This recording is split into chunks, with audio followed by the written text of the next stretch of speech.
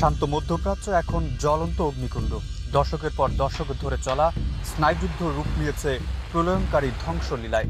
Iran ও পশ্চিমা জোটের দীর্ঘদিনের রেষারেষি এখন চূড়ান্ত যুদ্ধে পরিণত হয়েছে। মার্কিনী ও ইসরায়েলি জোটের অতর্কিত হামলায় খোদ ইরানের সর্বোচ্চ নেতার নিহত হওয়ার সংবাদে থমকে গেছে বিশ্ব, আর এর মাধ্যমেই উন্মোচিত হয়েছে মহাপ্রলয়ের নতুন এক দুয়ার।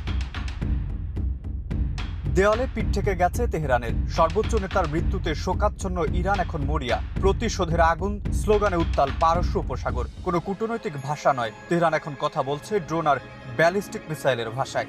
যুদ্ধের দাবানল শুধু তেহরান বা তেল আবিবের সীমাবদ্ধ নেই, তা ছড়িয়ে পড়েছে গোটা মধ্যপ্রাচ্যে। ইরানের টার্গেট এখন মধ্যপ্রাচ্যের প্রতিটি মার্কিনী সামরিক ঘাঁটি। কাতার, বাহরাইন, কুয়েত কিংবা ইরাক, যেখানেই মার্কিনী বুট পড়েছে সেখানেই ধেয়ে যাচ্ছে ইরানের ফাতা আর খুররাম শাহর ক্ষেপণাস্ত্র।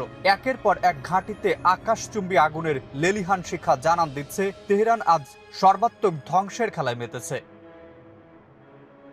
বিশ্লেষকরা বলছেন পরিস্থিতি এখন নিয়ন্ত্রণের বাইরে। ইরানের সর্বোচ্চ কমান্ডারের পতনের পর সেখানে এখন কোনো একক নেতৃত্ব নেই, বরং প্রতিটি আঞ্চলিক ইউনিট স্বাধীনভাবে আক্রমণ চালাচ্ছে। এটি একটি বৈশ্বিক জ্বালানি সংকটের পাশাপাশি তৃতীয় বিশ্বযুদ্ধের ইঙ্গিত দিচ্ছে। এদিকে বিশ্ব অর্থনীতিতে নেমে এসেছে কালো ছায়া। হরমুজ প্রণালী বন্ধের হুমকিতে থমকে গেছে জ্বালানি তেলের সরবরাহ। বিশ্ব নেতারা যুদ্ধের দামামা থামানোর আহ্বান জানালেও রণক্ষেত্রে তার বিন্দুমাত্র প্রতিফলন নেই। এক পক্ষ বলছে অস্তিত্ব রক্ষা, অন্য পক্ষ বলছে সন্ত্রাস দমন। প্রশ্ন উঠেছে, এই দাবার লড়াইয়ে জয়টা আসলে কার, যেখানে সাধারণ মানুষের রক্তে রঞ্জিত হচ্ছে মরুভূমির তপ্ত বালু?